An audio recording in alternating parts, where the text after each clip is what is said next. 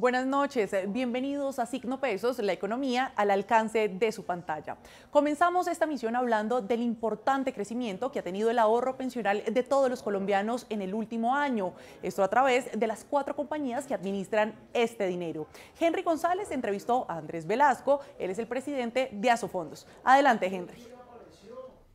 Hola, muy buenas noches, así es, me encuentro aquí con el doctor Andrés Velasco, el presidente de Asofondos, porque a propósito hoy presentaron lo que es el balance del ahorro pensional en Colombia. Doctor Velasco, buenas noches, bienvenido a Signo Pesos. Buenas noches, Henry, muchas gracias por tenerme contento. ¿Cómo nos fue el año pasado en ese término del crecimiento del ahorro pensional? Bueno, lo primero es que fue a los trabajadores formales colombianos a los que les fue, porque estos recursos de los saldos que administramos los fondos de pensiones son de ellos y crecieron de forma importantísima, cerca de 60 billones de pesos crecieron esos saldos. Son saldos que están en las cuentas de ahorro individual de los trabajadores formales colombianos que van a complementar o van a ser su pensión, dependiendo de si están en transición, depende de cómo queden en este cuento del nuevo sistema pensional. Que crezca 60 billones de pesos en un solo año, eso habla bien del comportamiento que ha tenido el mercado en los últimos años, ¿no? Sí, la disminución de las tasas de interés el año pasado, entre otros muchos factores,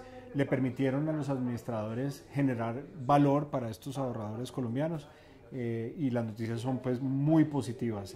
Estamos hablando de rentabilidades reales, o sea, por encima de la inflación de más del 7%. Justamente el tema de la rentabilidad, cuando se habla de que el crecimiento del saldo pensional fue de esa magnitud, ¿cuánto de eso corresponde, digamos, a los aportes netos que hacen mensualmente los trabajadores y cuánto realmente proviene de esa rentabilidad que logran los fondos? Sí, recordemos que las cotizaciones entran, ¿cierto?, a los fondos de pensiones, pero también los fondos de pensiones salen. Y una de las buenas noticias es que ya el número de pensionados por el régimen privado, por el RAIS de la Ley 100, ¿cierto?, superó los 350.000 personas. Entonces creció el 12%. Entonces, así como las cotizaciones entran, también salen recursos de ese saldo para constituir estas pensiones y casi todo lo que crece el fondo, los saldos de los fondos corresponden a rentabilidades, a las inversiones que se hacen en los diferentes portafolios y que permiten que este saldo crezca. Cuando comenzamos usted decía, y creo que no es un dato menor, este es en realidad un saldo o un dinero de los trabajadores. ¿Esto no lo pueden disponer los fondos para ninguna otra cosa? ¿El gobierno no puede echar mano de esto? No, mire, de los 465 billones de pesos que están en los saldos de los fondos de pensiones hoy en día, hay más o menos 4.650 billones de pesos, ¿cierto?, que son de las administradoras, pero no salen de las cotizaciones de los trabajadores ni salen de la rentabilidad de esas cotizaciones. Cada vez que los trabajadores colombianos cotizan 100 pesos, la administradora tiene que coger un peso de su bolsillo, del capital de los dueños de las administradoras, y ponerle una cosa que se llama el fondo de estabilización, y ahí la reserva de estabilización. Y lo guardan y lo invierten junto con los fondos. Pero estos 460 billones de pesos adicionales son de los trabajadores y por supuesto las administradoras no pueden tocar un centavo de ahí, ni nunca lo van a poder hacer. Ese saldo de ese volumen jamás se había logrado, me imagino. ¿Se construyó en cuánto tiempo? No, pues llevamos 30 años construyendo ese saldo y hemos llegado a él gracias a cerca de 330 billones de pesos que se han acumulado en rentabilidades a lo largo de estos 30 años. ¿Esas rentabilidades son iguales en todos los fondos o cada una tiene sus estrategias diferentes para...? Nosotros tenemos 4 grandes fondos. Recordemos que desde hace algunos años la regulación obligó a los fondos de pensiones a abrir 3 tipos de fondos. Está el fondo conservador, que es el de más bajo riesgo, el fondo moderado, que es el fondo en el que se acumula la mayor cantidad del saldo, y está el fondo de alto riesgo, que es un fondo que busca mayores rentabilidades con mayor riesgo. El último fondo es el de retiro programado. Recordemos que hay unos trabajadores que deciden, digamos, recibir unas mesadas en un esquema de retiro programado. Esos 4 fondos pues claramente tienen rentabilidades diferentes, ¿cierto?, pero todos ellos tuvieron crecimientos reales, o sea, por encima de la inflación en el año 2024. Las noticias son magníficas para los trabajadores formales colombianos. En algunos periodos muy puntuales, digamos en los últimos años incluso, algunas personas se quejaban porque decían, yo veo que mi saldo cayó. Entiendo que eso tiene que ver más con un momento específico del mercado, pero que viéndolo en el largo plazo, como se ve en este caso, tienden a crecer realmente los ahorros. Así fue. Durante casi todo el año pasado tuvimos crecimiento en el saldo, en los saldos. Entonces, en los extractos que los colombianos recibimos, vimos crecimiento. En el último trimestre del año, tal vez esos saldos se disminuyeron en algunos de los fondos, básicamente por las cuestiones de los mercados, que así pasa. Pero en general, el año 2024 fue un año excelente en rentabilidad para los trabajadores formales colombianos. Doctor, ¿qué va a pasar con estos ahorros, estos 65 billones de pesos, ahora que empiece a regir la reforma pensional? ¿Va a pasar algo especial con esos recursos? ¿Se van a ir para otro lado? ¿Se van a agotar? ¿Se van a marchitar? ¿O van a seguir creciendo como lo vienen haciendo? Bien, entonces los fondos de pensiones tenemos el encargo legal de continuar administrando esos fondos hasta que las personas se pensionen, ¿cierto? Entonces, incluso una vez entre la reforma a funcionar, el 1 de julio, las administradoras de fondos de pensiones vamos a seguir administrando estos recursos, generando rentabilidades, generando los extractos, la información para los afiliados. Entonces, eso no va a cambiar para nada. Cuando las personas se empiecen a pensionar, ¿cierto? Los fondos van a empezar a desacumularse muy lentamente, ¿cierto? Entonces, nosotros vamos a entregarle los recursos que corresponden a Colpensiones para que Colpensiones constituya la parte de pensión que depende de ellos, que es por debajo de 2.3 salarios mínimos, 3.274.000 pesos de hoy, y lo que esté por encima de eso va a constituir parte de la bolsa con la cual se va a dar la parte complementaria de la pensión, que es el ahorro individual.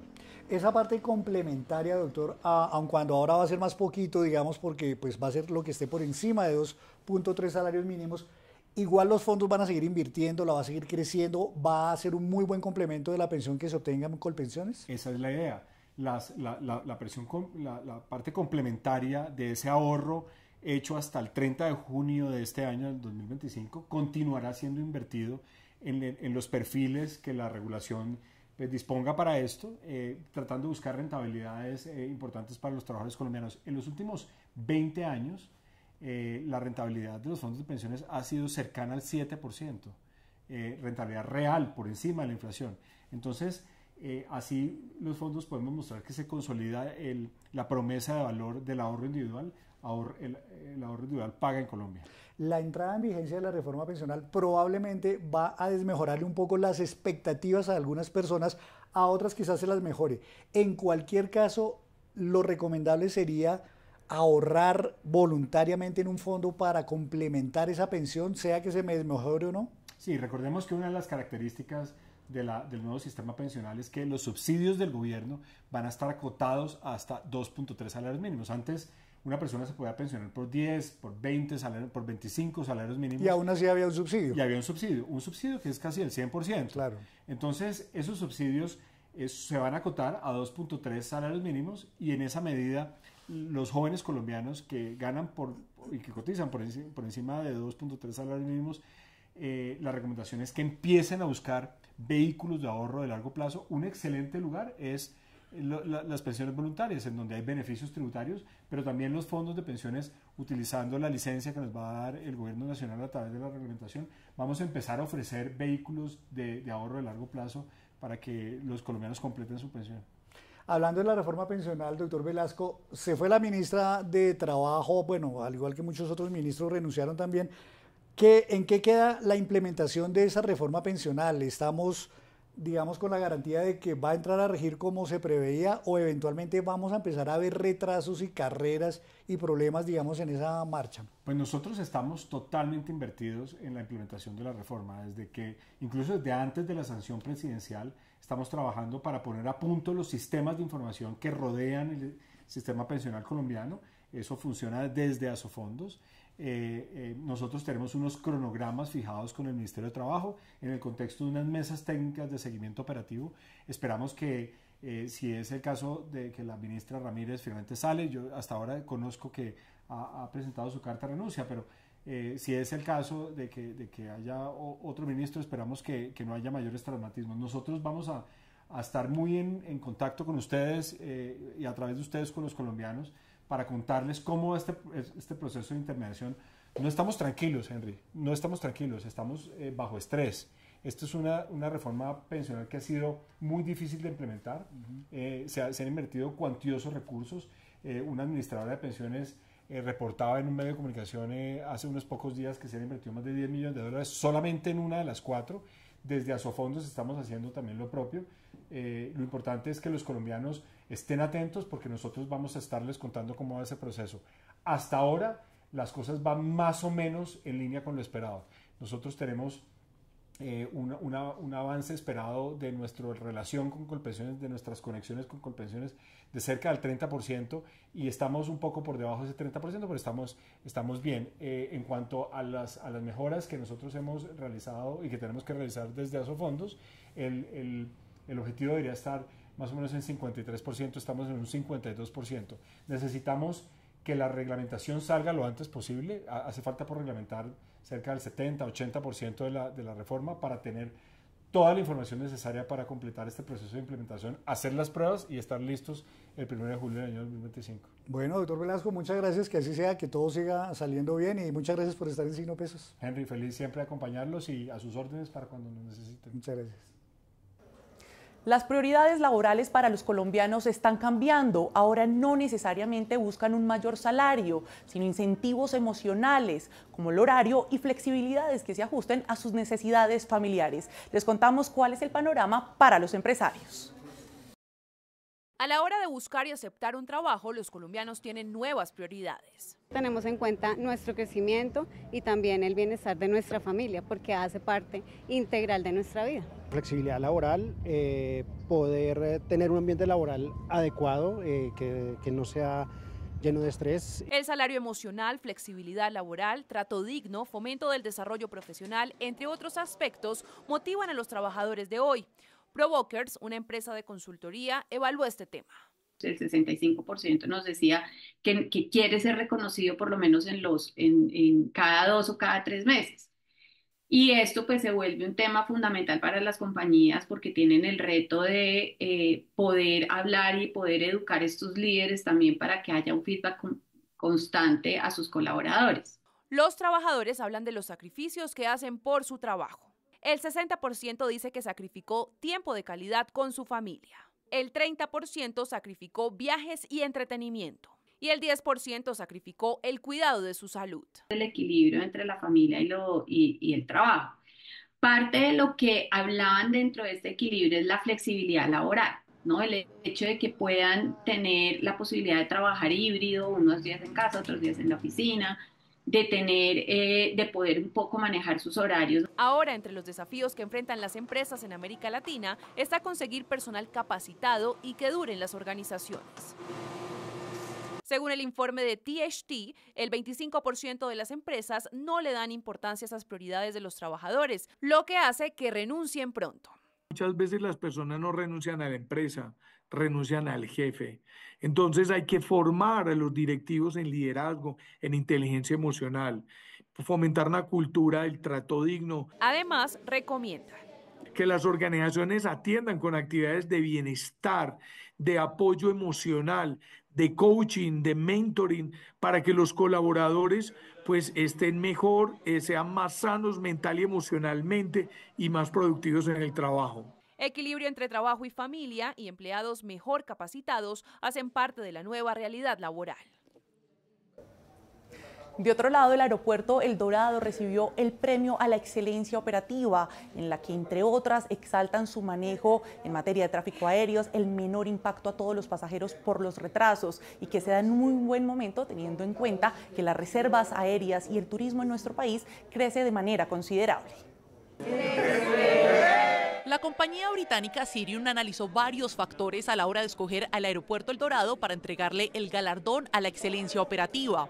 El primero es que en comparación con otros aeropuertos, en El Dorado hubo una menor afectación de pasajeros por retrasos y cancelación de vuelos, pero además logró la optimización del creciente flujo de tráfico aéreo y de rutas de conectividad.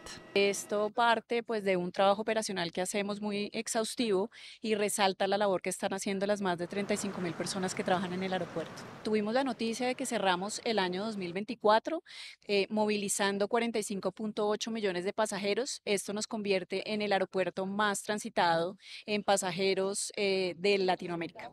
Y es que estos buenos resultados dan cuenta también del crecimiento exponencial de la industria del turismo en Colombia. De acuerdo con ANATO, las reservas aéreas para el primer semestre de este año tuvieron un incremento del 9,2%. Los viajeros se interesan principalmente en destinos como Medellín y Bogotá, razón por la que se trabaja en la adecuación del aeropuerto de manera permanente. Es una actualización permanente de la infraestructura. Este año, entre el 2023 y el 2024, un incremento de más del 13% en la cantidad de pasajeros, y eso solo se puede atender con unas actualizaciones permanentes que la Agencia Nacional de Infraestructura, en coordinación con el concesionario, pues han venido realizando en el aeropuerto. De otro lado, la Aeronáutica Civil, en medio de la situación migratoria en Estados Unidos, solicitó a las aerolíneas la implementación de vuelos especiales y tarifas solidarias para facilitar el retorno de los colombianos que deseen regresar a su país. Estamos anticipando dándole una opción a ese colombiano que quiere regresarse y haciendo un llamado a la solidaridad de todo el sector para que, por favor, pues no haya un incremento en las tarifas. Esta medida aplicará para los vuelos comerciales especiales y para los regulares que cumplan con todas las condiciones estipuladas. Los analistas y expertos siguen preocupados por el creciente descuadre de las finanzas del gobierno nacional. Incluso aseguran que este año podría ser peor. Y la razón es clara, el gobierno nacional está gastando más que los ingresos reales. El gobierno siguió gastando muy por encima de las posibilidades que permiten los ingresos de la nación. En 2024, el descuadre entre ingresos y gastos, que es el llamado déficit fiscal, quedó en 6,8%, y lo que más preocupa, según FEDesarrollo, es que ese déficit ha sido uno de los más altos en los últimos 120 años. Cuando un país empieza de forma recurrente a gastar por encima de su capacidad de generación de ingresos, pues eso termina generando un aumento en las tasas de interés. Por eso, el año pasado justamente Colombia pagó más de 4 puntos del PIB en servicio de la deuda. ¿Qué implica eso? Menos recursos para bienes públicos como educación, como salud. El gobierno deberá superar 2 desafíos para mejorar el manejo de las finanzas de la nación. El gobierno tiene que seguir en un plan de austeridad eficiente, tiene que priorizar algunos gastos, pero realmente se tiene que apretar el cinturón. 2, mensaje de confianza al sector privado, porque si la economía no crece y si sectores claves de la economía no tienen un buen desempeño, vamos a tener otro año con un recaudo flojo. Otro aspecto que preocupa a los analistas es la deuda que tiene el país a nivel internacional, que subió del 53,8% al 60% en 2024, lo que quiere decir que el gobierno ha calculado mal los ingresos y los gastos. Lo que estamos viendo es que el gobierno todavía en sus ejercicios fiscales puede tener riesgos en el ingreso durante 2025 y eso nos podría llevar a la necesidad nuevamente de recortar algunos gastos, de ser más, digamos, juiciosos con ese balance presupuestal. En este momento no está claro si el gobierno cumplió o incumplió la regla fiscal en 2024. Además, se estima que si el gobierno no recorta el presupuesto de este año, por lo menos en 28 billones de pesos, la regla fiscal no se cumplirá en este 2025. Y antes de despedirnos, los dejo con el siguiente dato de cierre. Cada turista que viene a nuestro país gasta especialmente en los siguientes rubros. En el alojamiento, 28%, en compras, 20%, en experiencias gastronómicas, 15% y en paquetes turísticos, 8%. Y así terminamos por hoy. Los esperamos mañana con una nueva emisión y toda la información económica que usted necesita saber. Esto es Signo Pesos, la economía al alcance de su pantalla. Buenas noches.